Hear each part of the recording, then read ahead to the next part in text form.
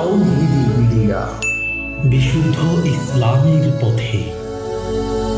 আসসালামু আলাইকুম শেখ ওয়ালাইকুম সালামতুল্লাহ। সাদাকার নিয়তে নিজের বা নিজের পরিবার উপর খরচ করলেও সাদাকার নেকি লেখা হয়। আমার প্রশ্ন, প্রতিবার খরচের সময় ওই নিয়ত করতে হবে নাকি একবার নিয়ত করে নিলেই হবে? নিয়ত মানে অন্তরের নিয়ত।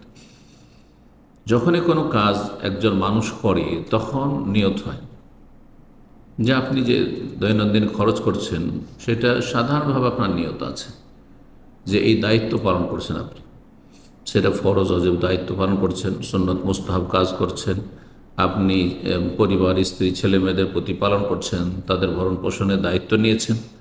এটা হচ্ছে ইহতেসাব, নেকির আশা রাখা আল্লাহর কাছে। এই সমস্ত দায়িত্ব কর্তব্যগুলি পালন করে নেকির আশা রাখা।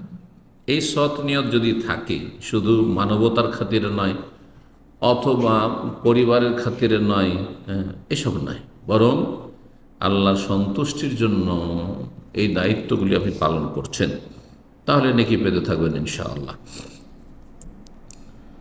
সবসময় নতুন নতুন করে নিয়ত করতে হবে না, সাধারণ নিয়ত একটি আছে। যে কোনো কাজ করছেন তখনই নিয়ত হচ্ছে যে আমি কাজটি করছি, কেন করছি, সেটি নিয়ত। ওর জন্য কোনো সময় দিতে হয় না নিয়তের জন্য।